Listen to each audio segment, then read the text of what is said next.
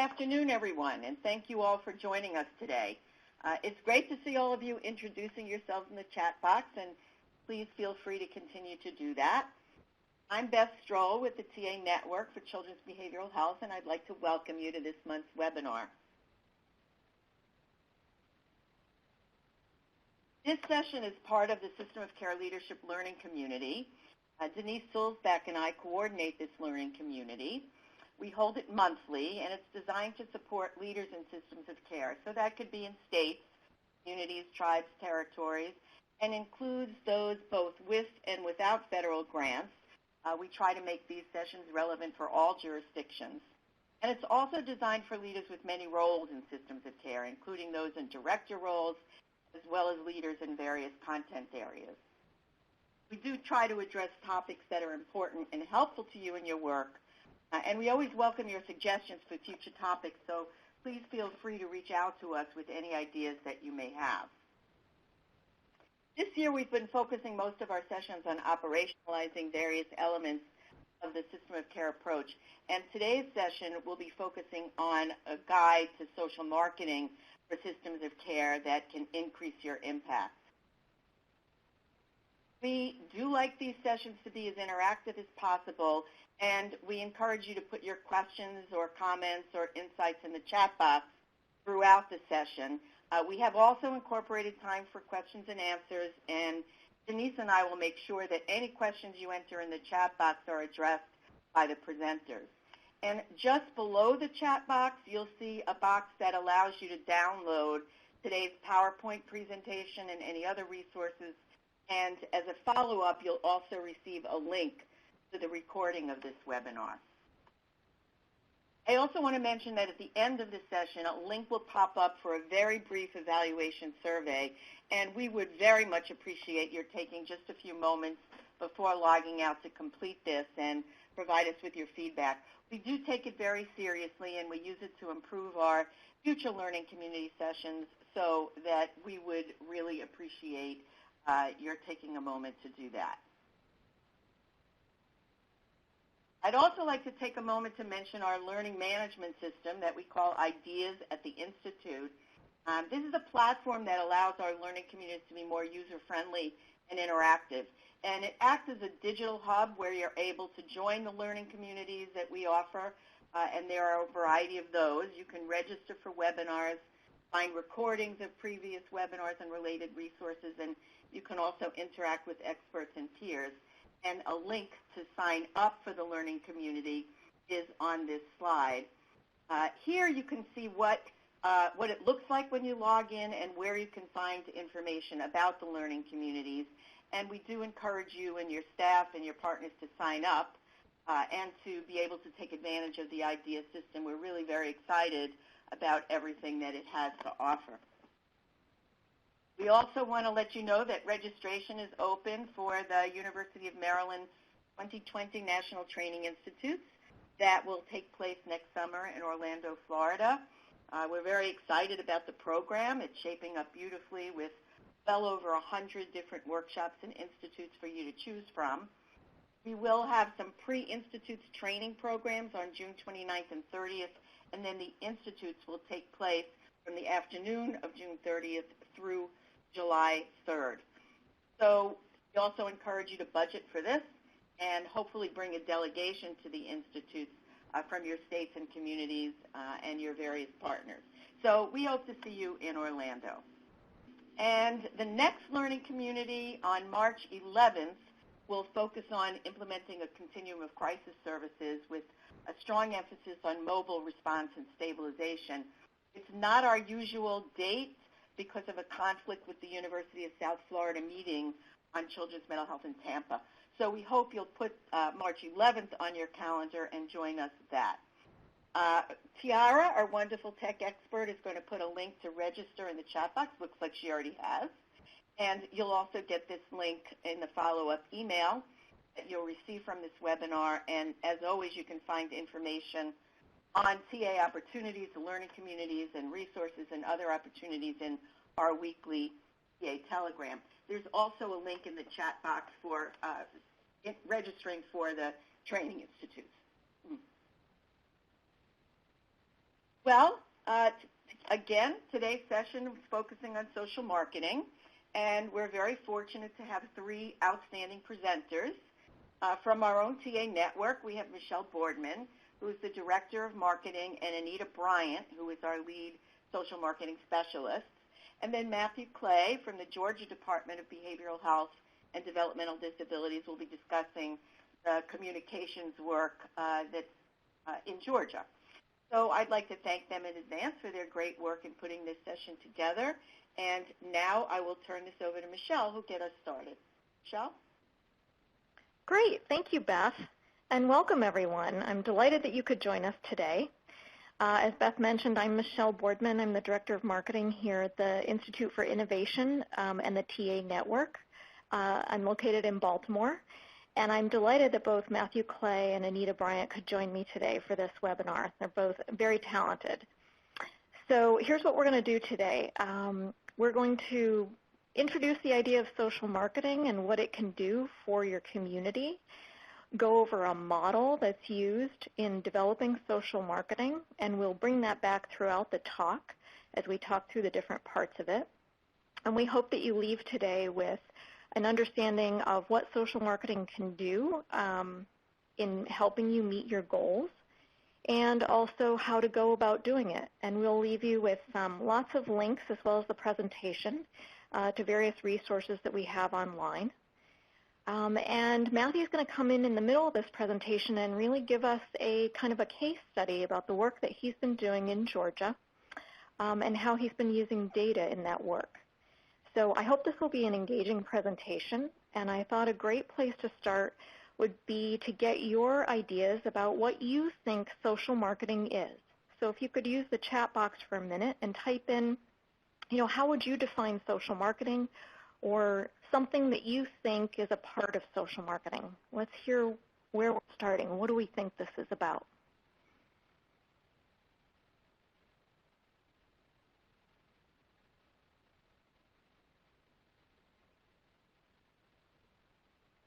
So I see that a lot of people are typing, so I'll give everyone a minute or two.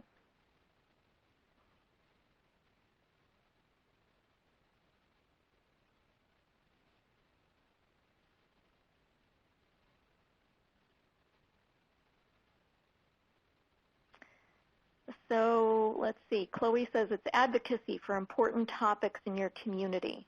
That's very true. Publicity and spreading awareness of social issues. It's marketing that's geared towards the liking of your particular audience, client base, or partners. Educating and influencing thoughts and public policy on social issues.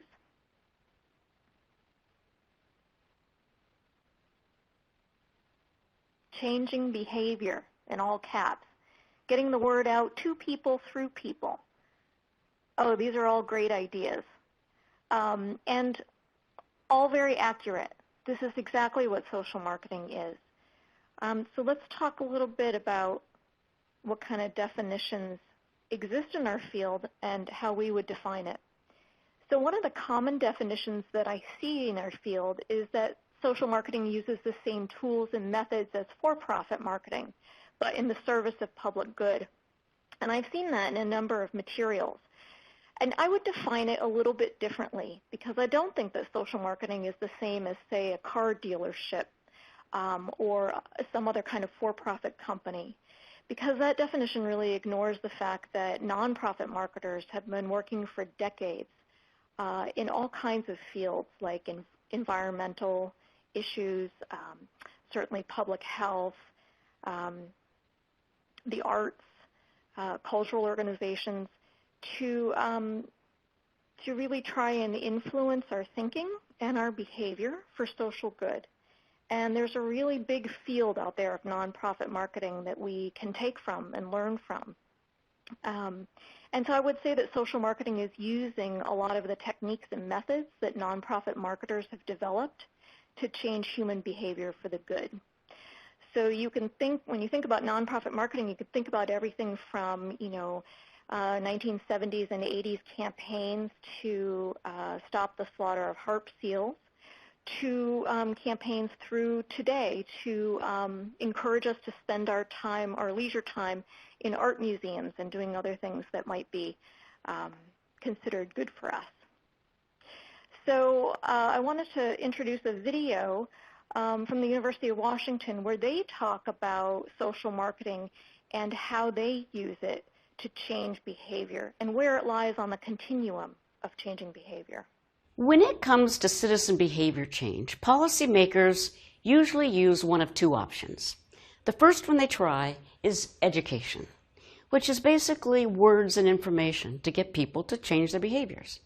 And then when that doesn't work, they move on to a law or increased enforcement and fines.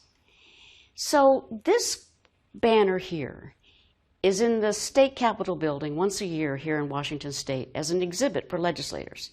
And it's here to inspire them to look at a third option, the social marketing option. And so I'm going to go a little bit more into detail about each one of them and why we want them to consider the social marketing option. So if we take a look at this group here, this is adopted from the Everett Rogers diffusion curve, and a bunch of social marketers around the world actually have helped create a social marketing version of it. And over here we have where education works. And education works for people who, when they hear about that we want them to take their batteries down to the city to dispose of them, they go, sure, where do I go? So they adopt the behavior with just information alone. We call them the just show me group. The problem is it's a pretty small group of people because for most citizen behaviors that we're trying to change, there are more barriers and there may not be the benefits, they may not see them. So we move on to the social marketing approach. The social marketing approach is there for people who think it's a good idea to do the behavior, but they've got barriers that we need to help them overcome, and we need to help them see and believe that they will get the benefits. We call that the Help Me group. This is who social marketers were born for. And we have 4 tools usually in the intervention mix that we can use to help them. We've got products, we've got incentives, we've got convenience of access and promotion to help them do the behavior. On the third side, when we don't get enough, the only people left from doing a behavior are the people that are not going to do it unless you make them. That's when we need the law. So we do need the laws at times because we've already gotten a vast majority of the people through either education or social marketing. So I want to conclude by talking just 3 principles for when do you know that the social marketing one is the right option. First of all, it's when it's the biggest option. If you look at all the people doing the behavior, the biggest group that's left is the group that says, well, yeah, I might do that if I could overcome these barriers, if you could help me. So that's one, that the size is substantial. The second one is when they tell us what their barriers are to doing the behavior, they are barriers that we can do something about with our intervention tools. We can take down some of those barriers. And then the third one would be, can we promise them or at least assure them that they're likely to get the benefits that they want out of doing the behavior? And when that happens, this is definitely the right option for us for our resources, and it's likely to get us the greatest numbers of citizen behavior change. Thank you. So I hope you were able to hear that. And the reason I pulled in that video is because I think it's pretty unique. I haven't really heard someone describe social marketing as being a part of a continuum of how you might influence human behavior. And so it really helps situate the field of social marketing and the role that it plays in children's behavioral health. So when we think about the kind of impact that social marketing can have on a system of care, there are a number of things that we came up with. Certainly, social marketing can help change attitudes, decrease negative attitudes around mental health, and increase the likelihood, therefore, that people will access services. But it can also raise awareness about the kind of treatments that are available to people and elevate the need to build services based on the needs of family and youth. So that might come into play when you're thinking about a campaign that's focused on legislators or policymakers, decision makers, managed care organizations. Social marketing can also help build stakeholder and partner support for a system of care and increase the capacity of community members to support mental health services. And it can also increase youth and family engagement in system of care. So all of those goals have different audiences, and we'll talk a little bit about audience. But these are various ways in which social marketing can have a positive impact and help you reach your system of care goals. So if you think social marketing is going to work for you, you've decided you're in. So then the question becomes, how do you go about it? Well, this is the social marketing planning process, or the model that we use in developing marketing. And sometimes when I introduce this model, it can seem very overwhelming to people, but I can tell you that these steps are ones that you probably use in other work forms, and they're also things that you might go through in your thinking about communications in a matter of minutes or in a matter of weeks, depending upon how big the campaign or the communication that you're undertaking is. But basically, in any kind of work, you're thinking about your goals, you're thinking about who you're talking to and what it is that you need to say to them in order to reach your goal, and then thinking about where they get their messages. Are there events or activities that can help you reach them? And before you introduce your social marketing campaign, there's always a great opportunity to test your messages with your target audience. You can do the best job that you can in creating messages that you think are going to reach your audience, but there's nothing like trying out the graphics and the messages that you come up with the people that you're trying to reach to ensure that they're going to be successful. And then evaluating what you're doing along the way to ensure that you're reaching your goal. So we're going to walk through each one of these steps during the course of this presentation so that you have a bit more information. But first, let's take a look at a social marketing example. This is a video that you may have seen. This is just a minute and a half. Awkward. Do I look familiar? I should. You might remember me from here. Here.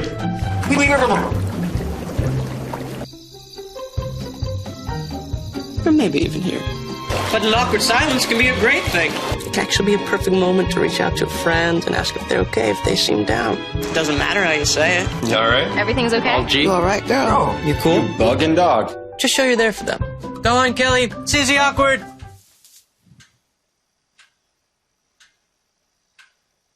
Hey, you haven't really been yourself lately. Are you okay? Find out how you can help a friend with their mental health at seizetheawkward.org. How to know if you should reach out to a friend. Your friend might be. Great. So I hope you enjoyed that. I know that some of you may have seen these. They were playing across the United States. And my question about this to you is, what did you see in this video that you thought was effective in terms of social marketing?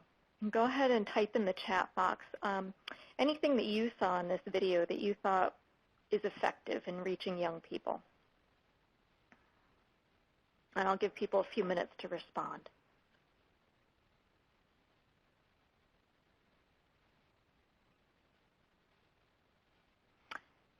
So people are noticing the humor in the video. The actors were young people. Diversity and simplicity in the message, that's a great one, young people. It was relatable. It helps destigmatize the conversations we hold around mental health. It took a serious topic and made it simple.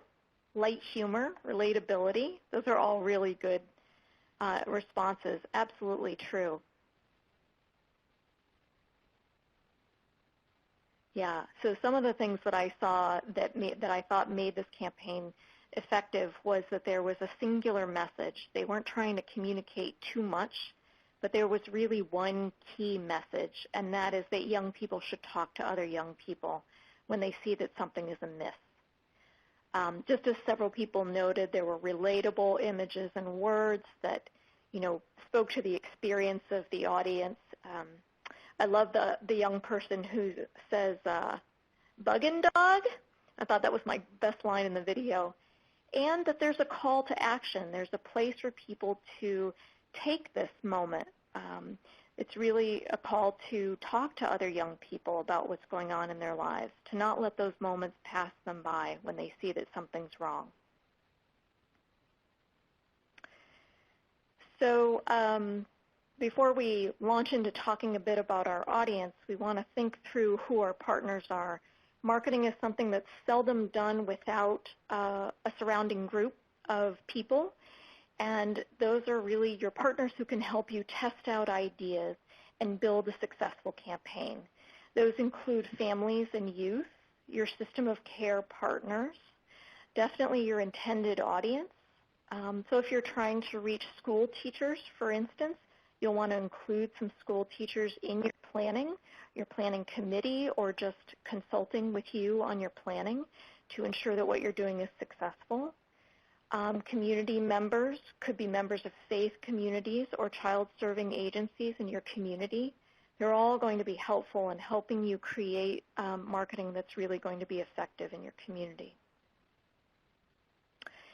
And in thinking through your social marketing goals, you want to make sure that they support your overall system of care goals. So here are two examples of a system of care goal and a related social marketing goal. So for example, if one of your goals is to establish infrastructure to improve early intervention and referral of children, a related social marketing goal could be around building partnership, understanding, and buy-in to the system of care framework, so that you are really using marketing tools to build a sense of partnership in your community and expand awareness and understanding of system of care. Another goal is to improve access and increase access to services. And a related marketing goal is to increase awareness and understanding of those services and how to access them. And then it's always important to think through how you'll know when you're reaching your goal. So it's important to establish metrics that are specific, measurable, attainable, relevant, and timely. So I'll give you a good example. Beth, in her introduction, mentioned the Training Institute conference that we're working on. That conference is one of my projects that I'm working on as a marketer, and I can tell you that this year we received 25% increase over 2018 in the number of proposals that we received during the call for proposals. And that is something that I can point to as a specific metric of success. It's very specific. It's measurable. I've been counting the number of proposals and measuring them against the previous time that we undertook that work. It was more than attainable because my goal was actually a 10% increase. It's relevant to the conference, and it's also time-bound. There was a specific deadline for proposals to come in. So that's an example of a metric of success that meets those SMART criteria. And so now I'm going to turn it over to Anita, who's going to talk to us about audience, message, and channels. Thank you, Michelle. Today we're going to go right into it, and I'm glad that we had a great start and a good foundation to learn what social marketing is and how it can impact your SEO and how important it is to identify your goals, because this starts the planning process. So now we're going into the audience, and who is your audience and who are you talking to? And this is a key component after identifying your goals, because it sets the foundation on what your overall marketing and communication strategy will be. It sets the tone. And remember, you're not trying to reach everyone. Your task is to identify and understand a particular niche so you can dominate it. It's to rise above the noise in a really crowded environment in marketing right now. We have a lot of tools, but what's happening is the messages are getting lost because people just don't seem to connect with them.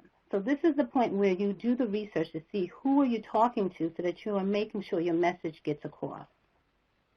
And why this is important is because later on when we are creating messages, you're going to be developing content that's relevant, and it connects to whether you're doing online campaigns, ads, or just regular social media posts. And as your insight grows in this audience, you'll have higher conversion rates and better ROIs, because there's a huge investment made when you're doing this process and a lot of resources used. So you want to make sure that you narrow your focus so you can expand your reach. So here when we talk about, this is a step when you're learning more about your audience, is you need to learn more about them. This is the time when you do the research. And what happens is a lot of times it's necessary, especially when you're doing special initiatives and campaigns, you need to connect to their lives, their behaviors, and their communities. You want to have some kind of call to action. You want to remember that the goal must be impactful. And if you're advocating for change, again, you have to know where they are. So this is some steps that are giving you some clear direction and guidelines on how you can get some information on your audience. And one of my favorites is the focus group. I know that's kind of old to some people, but it works. When people take the time to sit down and talk with you and provide you insight and information from their perspective, they're really invested. And a lot of times they're a lot more honest and open. Another part is developing a social marketing committee. This gives you a more wider viewpoints from different people that are partners and your audience members. Because remember, you're going to be talking to them. So this is great information that you're going to get direct, feedback. And it's really helpful especially when you're targeting a particular audience. And the next is studying your competitors. This is extremely important because a lot of times we think we're recreating the wheel, and we're not. We're really just trying to find different viewpoints on how to reach our audience. So you can find out what's working with somebody in the market that's doing or, saying a similar message to you, and see what's working and what's not working. And that's key. And a lot of that information is open source, and it just means taking the time to really research their websites, their social media, any kind of print ads, and in looking for the feedback that they get from the community and outside the audience. And it's pretty much open. People are really open now to express their viewpoints, especially when they're dissatisfied or if they like something. So now we're going to go into, you have identified your audience, you know who you want to talk to, now you're going to create the message. This is where the storytelling begins. And this is important because it goes back to, again, creating relevant content and messages and ads that connects to this audience. And a lot of times what you'll see is, what are you saying to them? Is it something that you want them to do? Are you trying to influence a belief or behavior or an attitude? Or do you want to have them have a call to action, whether you want them to participate in a survey or to share information or to write letters and make phone calls? Whatever the message is, you now have your goals defined, you know who the audience is, and these two components creates the narrative for the message. It tells your story. So now we're going to go into some examples. And this first one, as you see, is clear on what they're saying. This is something that could have been a print ad and as well as digital. And what I like about it is it clearly says, that this is for suicide prevention. They're targeting the Native American population. It's for World Suicide Prevention Month in 2019. The Portland area, so you know what market they're going after.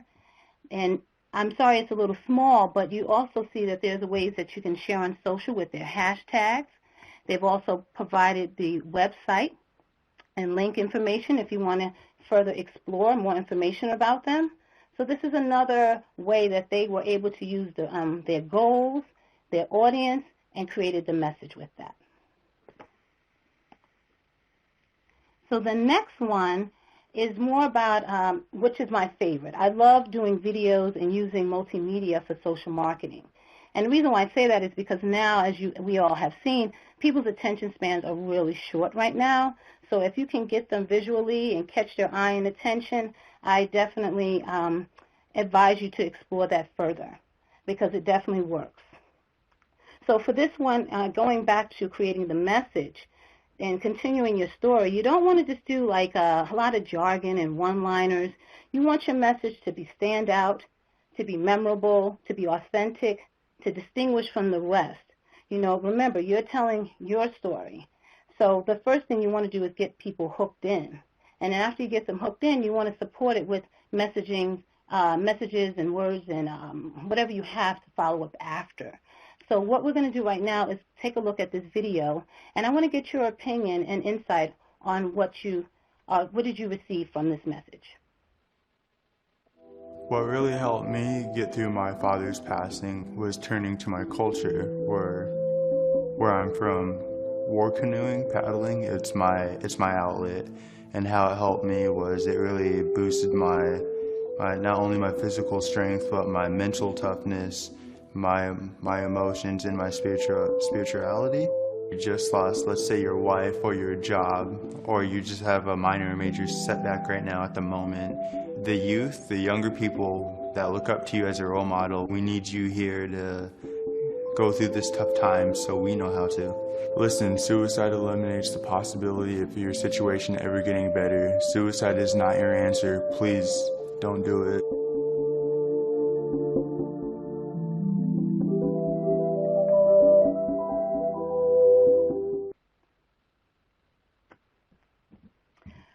Okay, so I want to hear from you on, can you identify the key message in this video, and what did you take from it, from what, what was said and what was presented? I'll give you a few minutes to provide some feedback. And to answer a question in the meantime, Taylor Dent, you asked, is messaging platform your pitch? And I would say yes. It is your pitch. It's what you are presenting forward to people that may know what the work you do, or a lot of times an audience that they don't know you. So again, it is a pitch, and you're trying to capture them as soon as they take a look at it or hear it or see the visuals. So yes, that is correct.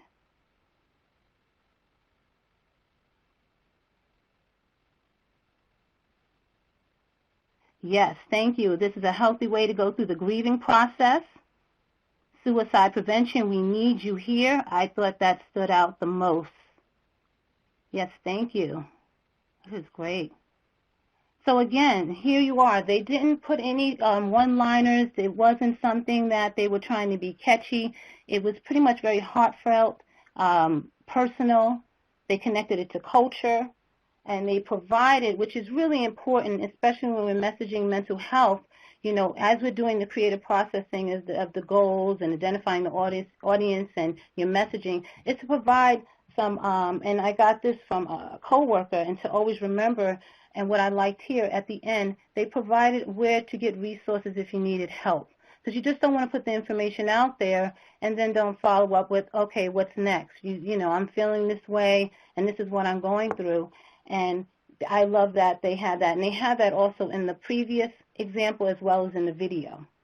And as you see, videos, as we've been using throughout this webinar, are pretty impactful. So that's another way to push off your resources and invest in that. So again, with the message is making the impact clear with a personal touch and a call to action to a resource. Let me see. Audience is target. Anything else? Okay, great. We're going to move on to the next. Right now, what we're going to do is, as we're continuing the conversation about messaging, there's an institute here called Frameworks, and they're based here in D.C., and their whole thing is providing guidance on how to craft messages around social issues and sensitive topics, and primarily that are children, youth, and families, and they've done a lot of work around mental health. And they provide the guidance and provide insight on ways to avoid creating content that offends or maybe creates some kind of misinterpretation.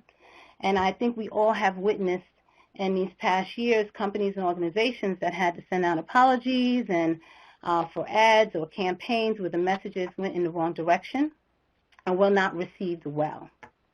So I would advise, if you went later on, these slides will be provided, to take a look at the resources listed below, because they really give you some pointers and ways that you may not think about and when you're crafting your message. Because it takes a long time, to clean up something after it comes out. And it goes back to, what are you saying? Your word choice. Frameworks provides, again, guidelines on your style, whether you're using humor, quotes, visuals. There are certain things that go over well and with certain topics, and there are certain things that they have research on that doesn't. So, again, sending out apologies, it takes a long time, and that's something that we all don't want to do as far as the cleanup, because, again, it connects to your story, and you're trying to gain insight and gain an audience, and when you have to go back and retract something by not taking the time to research the audience and the message and make sure it connects, and then how to convey that message in an appropriate manner, the impact is just not worth it. So definitely take that time, even if it takes a little bit, more, and some people may have some questions about it. We have a lot of examples on where it went wrong. So the last thing, which is after you got your audience, you have your message, we're ready to distribute this information out into where your audience is at.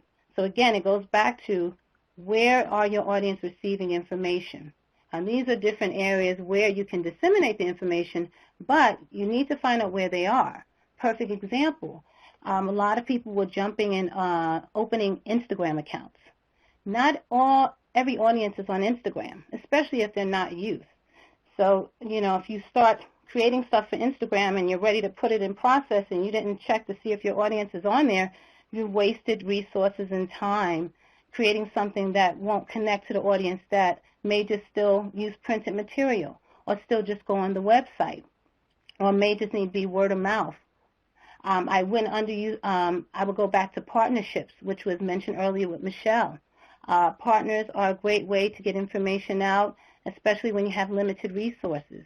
They have an expanded audience, so your footprint can reach a little bit further without having to overload yourself, especially where you may not be big on social media or have a strong web presence. And I always say events. I know we're in a digital world, but the human connection and the one-on-one goes a lot further than you think. So I'm going to end on that note and pass it off to Matthew. Matthew Clay is going to provide some great insight on how you connect data to the social marketing process. Thank you. Perfect. Thank you. Good afternoon, everyone. My name is Matthew Clay, and I am the project director of the AIME System of Care Expansion Grant. So the purpose of our project is we are working to expand and infuse systems of care philosophies and principles into rural Georgia, so essentially southwest Georgia and middle Georgia. So my goal for today, just over the next few slides, is really to explain a few social marketing strategies that you may be able to add to your tool belt, in the sense that these marketing strategies have been successful for us. But before I do that, I think it's important to really think about, well, why do you even want to invest in social marketing or social media in the first place? At the beginning of the webinar, we've talked about some different reasons for investing in social media, whether it was advocacy or marketing or education, change of behavior, and so forth. But a few other reasons that are especially relevant to AIME and maybe relevant to your projects as well, I wanted to briefly discuss. First, you want to be where your focused population is. I think that's been a theme of the webinar so far today. But if your project involves working with youth and young adults, it would really behoove you to be on a medium that they are also on. Another reason, it's a great opportunity and it's a great way to save money, to be able to allocate time and resources for online strategies versus more traditional marketing. It's a great way to save and be strategic with how you use those funds. For AIME, working in rural areas, travel and distance of services is especially challenging, so we've had a lot of success focusing on online platforms. And third, which I think is probably the most important, is it's a great way to work with young people. I think, largely young folks enjoy social marketing, enjoy being online, enjoy technology, so it makes for a really great way to work with those folks. So with that said, I just want to discuss a few specific strategies in the context of the AIME grants that have been successful for us. The first strategy I want to talk about is Poll Everywhere. So there is a lot of information on polleverywhere.com if you just go to the site, but it's essentially an anonymous question and answer platform. So if you're working with young people, or if you want to include it in a focus group or some type of big community event, it's a great way to gain insight and information from the people in attendance. It's because it's anonymous, it can really overcome that response bias that sometimes folks feel in terms of maybe they want to give you the answer that they think you're looking for. So it's really been helpful for us in terms of getting truthful information. As far as the cost, it really just depends on the size. So if your project, or if you want to just test this out, you can actually do it for free for up to 25 people. That's actually the first time that we implemented Poll Everywhere. That's what we did, but we thought it was really successful, and it was really a great thing that we wanted to really embed in the project. So, the cost, it goes anywhere from $120 a year, and that will give you up to 700 responses. That's what we do, and we haven't had any issues with needing to change, or it can go up to thousands of dollars per year. But I wanted to share with you an example of how we've used Poll Everywhere. So here in Georgia, we have a big System of Care Academy conference, and there is a youth young adult track. There's about 30 kids, and we use this as a time to really get insight and get information from them. So I just want to show y'all a couple of these questions just to give you something to think about. So the first question we asked them was, when you're in need of behavioral health services or supports, where do you go for help? So this is a breakdown of their responses.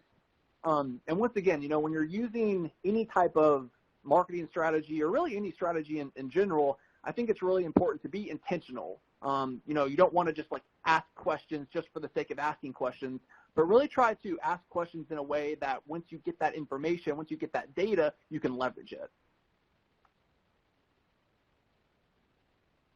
Another question we asked is, what prevents young people from getting involved in behavioral health work in the state of Georgia / their communities? So, a big focus for us here at DBHCD is working to empower and collaborate young adults and peers.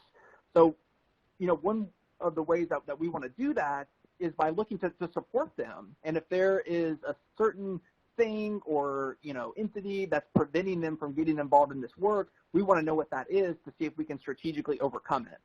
So 42% said that there are negative attitudes that may come with working in that behavioral health field. So this has been something in the context of AIME, when we have certified peer specialist youth and young people who are, working on the AIME grant in a, part-time or full-time capacity, we've challenged their supervisors to embed this within their supervision. Make sure that they're having conversations about, when they're having those one-on-one supervision, have conversations about that negative stigma that the youth may be feeling when it comes to working at a behavioral health center.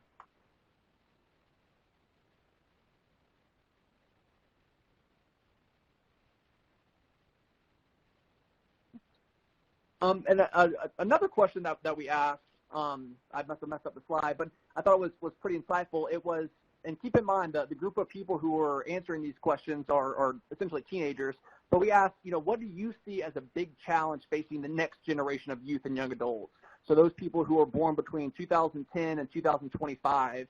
So within the responses, we had different things like substance use, housing, things like that.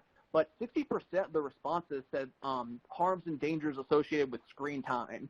So, once again, if you're familiar with prevention strategies, you really want to go upstream, having questions like that to get an idea of what young people are seeing as a potential challenge, that can equip you with great insight and great information in terms of, kind of keeping your eyes on down the road and what you may want to focus on. Another strategy that we've had success with is a call to action. I'm sure I'm preaching to the choir when it comes to working on grants, funding, and personnel can sometimes be tough and really hard to come by. And because of that, I think, you really want to be creative. And a great way that we've, have been creative is to try to tap into that workforce at the community level by issuing strategic call to actions. So this is just a flyer of how we issued this call to action. It was in May 2019, Children's Mental Health Awareness Day at the Capitol. It was a fantastic event that was held here in Atlanta. And everyone who registered to attend the event via email, a couple of days after the event, they received this via the email address that they used to sign up. So we used MailChimp for issuing this email call to action, and MailChimp it's really cool. It's fantastic. First and foremost, it's free up to 2,000 recipients. So we've been using this for about a year and a half now, and we've never been in a situation where we've needed to mail it to over 2,000 people. But there are different pricing options, whether it's $10 a month, $15 a month, $300 a month if you want to mail it out to 200,000 people. But we've had a lot of success with just the free account. What's also cool about the free account is that it generates metrics, right? We're having a lot of conversations about the importance of data, and you need that data so that way you can demonstrate efficacy and kind of track how these strategies are going. And through MailChimp, you can see things like how many emails were successfully delivered, who opened the email, how many times did someone open the email, if the email was forwarded. It's really pretty cool.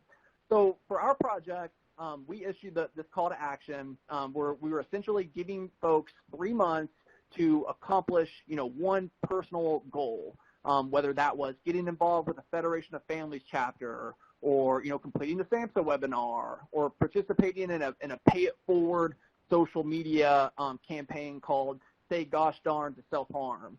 So it's really up to you to issue people challenges, but it is important that you do offer specific examples, because if in your challenge you say something like just go do good work, or go help out in the community, people may not know what that means, and then they may just talk themselves out of doing it.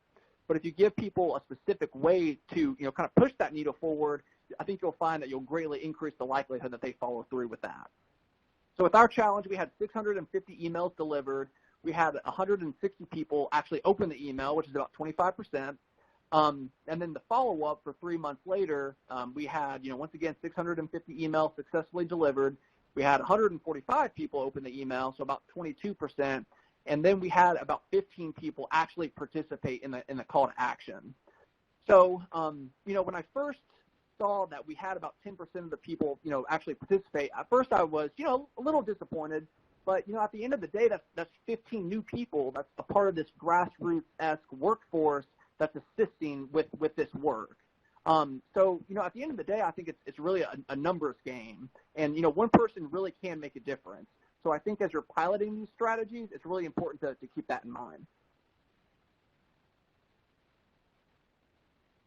And then the last strategy, which I think is a great kind of low-hanging fruit opportunity, is just live streaming different events.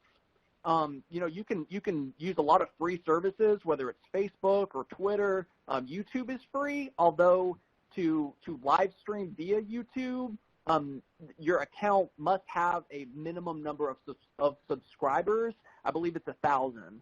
But through Facebook, you can still generate a lot of great metrics. Once again, because AIME focuses in rural areas, a lot of times when we have events like a Children's Mental Health Awareness Day, or if we have some type of keynote community event or community speaker, sometimes people can face challenges with physically getting to that area. So by live streaming these events, people who may not be able to physically be present, they can still interact and be a part of the event. So for Children's Mental Health Awareness Day last May, we used the Voices for Georgia's Children's Facebook page, and some of the metrics we found it was really encouraging. We reached nearly 1,000 timelines, and about 250 people actually watched the video. But what was cool was that nearly half of the people who were watching the video did not already follow Voice's Facebook page. So, you had about 125 people who went to their page to see the video, and, kind of ipso facto, Voices had an uptick in terms of their likes. So, once again, it's a great way to, provide education, provide outreach, try to pull in folks from different areas as a way to kind of, support the overall objectives of your project. One other thing that was pretty insightful about using Facebook is they'll actually show your top viewership by state. So for the state of Georgia, our number one state was Georgia watching, but our number two was Washington. We also had people from Maryland and California. So it really was, a national audience that was watching, just a local Children's Mental Health Awareness Day, which was really cool and really exciting for us.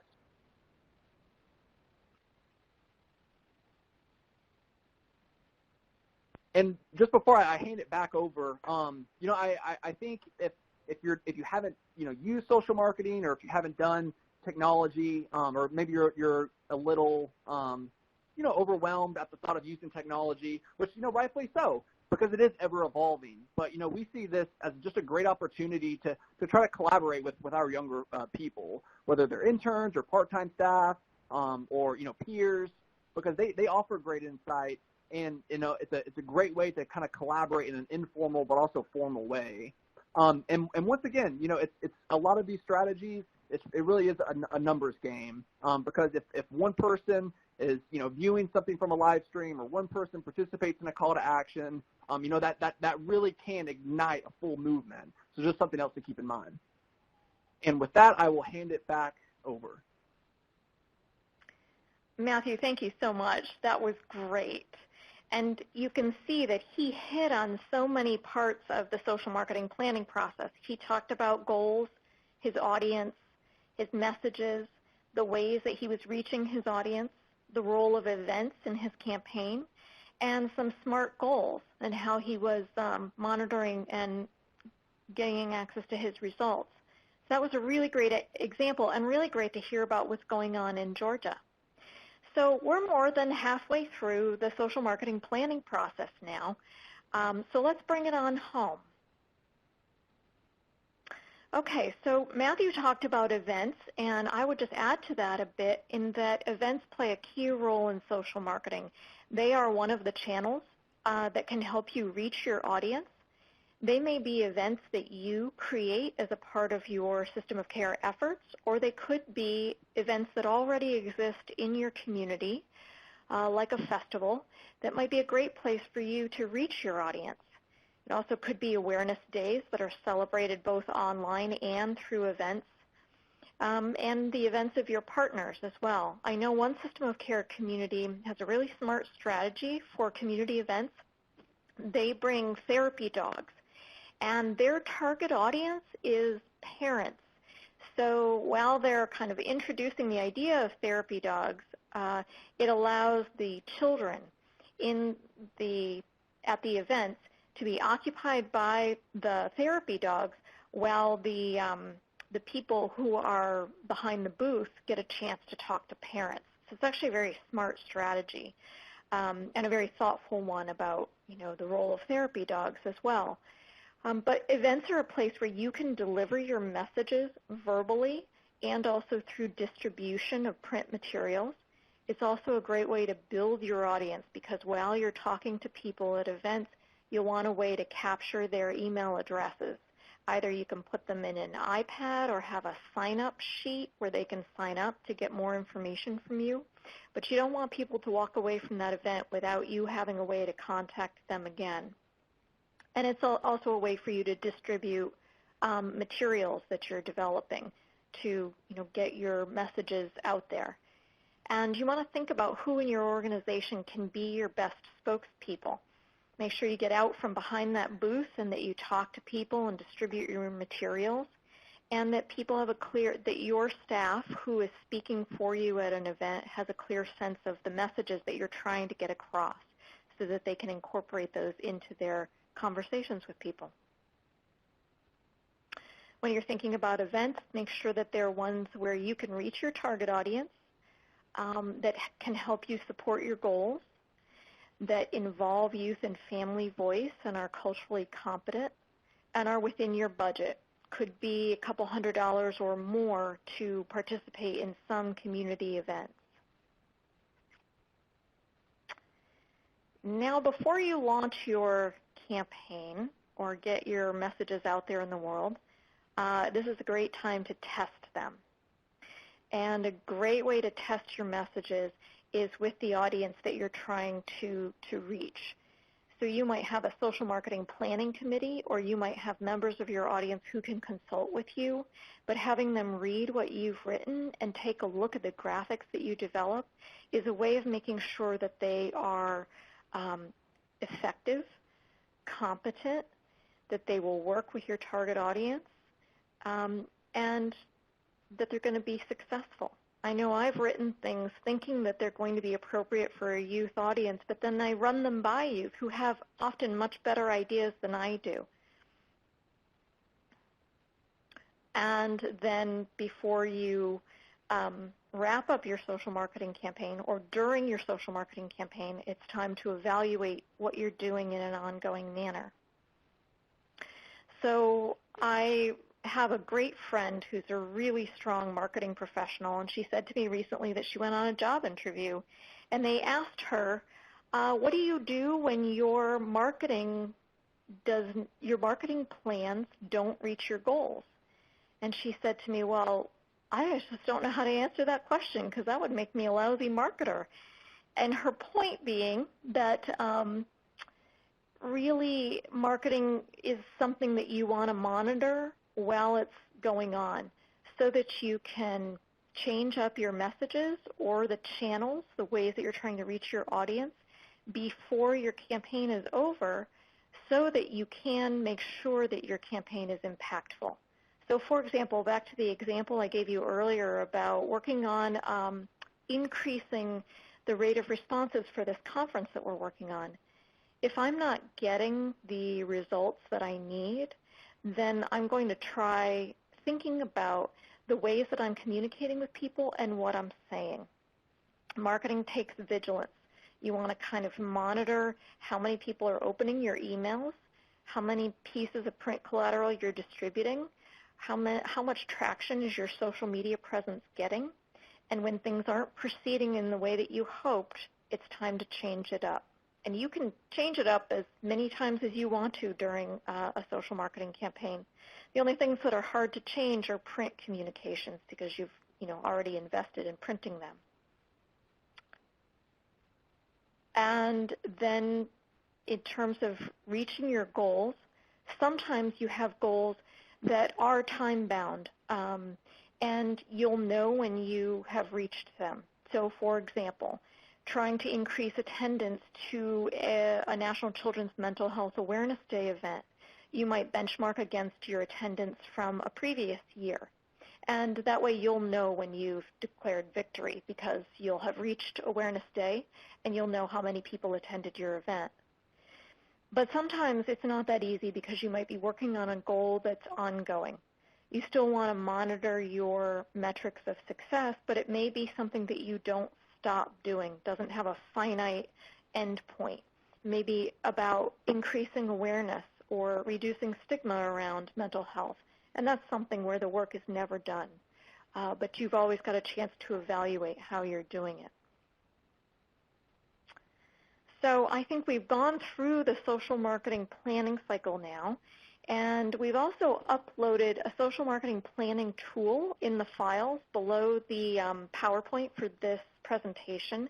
That's a great document that can help you walk through all of the steps that we went over today and gives you worksheets for each step to develop your social marketing plan.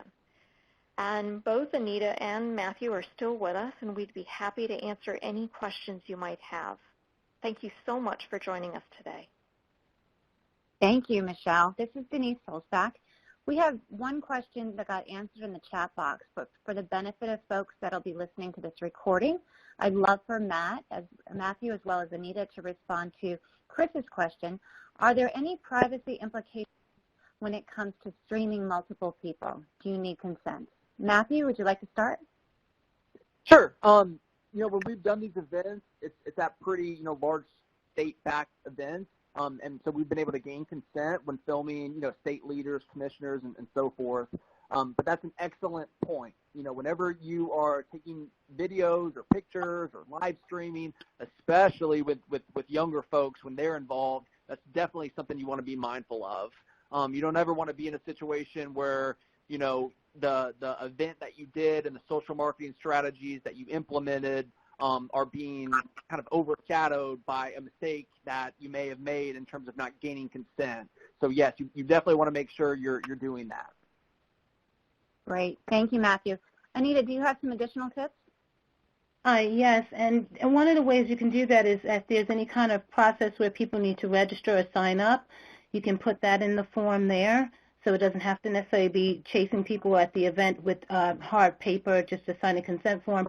Or another trick is to have a sign posted visible widely around stating that the event is being filmed and your participation and attendance provides consent. So that's another trick that's widely used as well.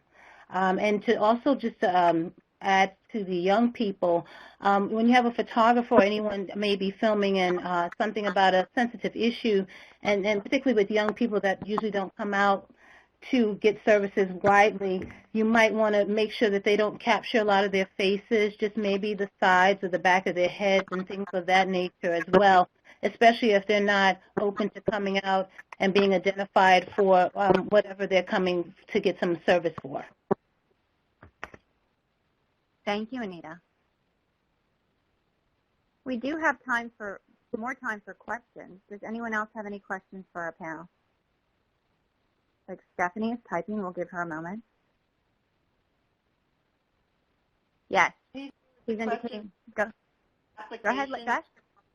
No, I was just going to say there was a question from Taylor about what application was used, constant contact or something else. That was also answered in the chat, but maybe Michelle would like to talk about that a little bit more for a moment. You mentioned MailChimp. Yeah, just that MailChimp was the email marketing tool that Matthew mentioned. Constant Contact and MailChimp are very comparable to each other. They each have a few different features, but they're both good tools for email marketing. Although, as Matthew mentioned, MailChimp is free up to a certain amount of users, whereas Constant Contact, I believe it's a paid subscription. Great, thank you. I also want to note that Stephanie has in the chat box in relation to our last question that you should probably have releases for photos as well, and I'm sure our presenters would agree with that. Yes, absolutely. That's a good point. You always want to be very respectful of youth, particularly, but people who you're taking photos of, to make sure that you have their permission, that you have releases. And another way to address this issue is to use stock photography that can be found online, and is some of it is able to be used without charges. That's very helpful. And Stephanie's added, particularly if they're going to be posted on social media, which happens very often. Thank you, Stephanie. So Michelle, Matthew, and Anita, many of today's participants do have SAMHSA System of Care grants. And these grants do require a governance structure for the system of care. Do you have any suggestions as how a governance board or structure could be helpful with social marketing efforts? I can chime in on that. Yes, definitely. And I think at the end of the day, a major theme that comes with having a governing board, so for AIME, it's the interagency directors team. So it's an eclectic group of state leaders, folks from DBHGD, Department of Community Health, Public Health, and so forth. But that's really what you want. You want an eclectic group of people that has strengths in areas that you may not have, and that you have strengths in areas that they may not have. So it forms a great team. Because I think at the end of the day, when it comes to social marketing, social media, and just even more traditional forms of marketing, is you want to be creative so you increase the likelihood of capturing different people. If you just focus on one strategy, it could be a great strategy. You can have a great Facebook campaign, but you're only getting those people on Facebook, so you're really limiting your capacity. Great example. Thank you, Matthew.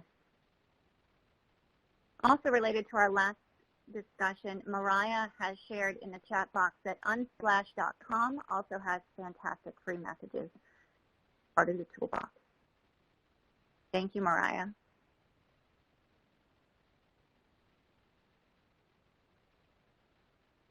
Anyone else have any other questions? Go ahead, Beth. Any other observations, comments, questions?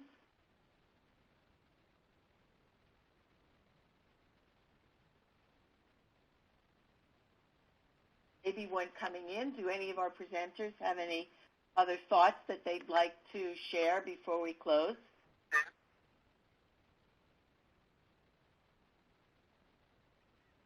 There was an earlier question about what is a messaging platform. And that was a great question that Anita addressed in her comments.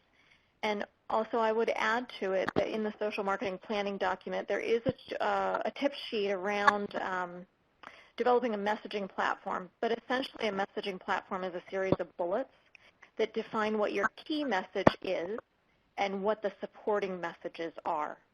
So, for example, if your key message was around decreasing negative attitudes around mental health, there might be a number of sub-bullets under that about all the ways in which you're going to communicate that message. And once you have a messaging platform that you can agree on with all of the partners that you're involving in your marketing, then you can take that and write from it.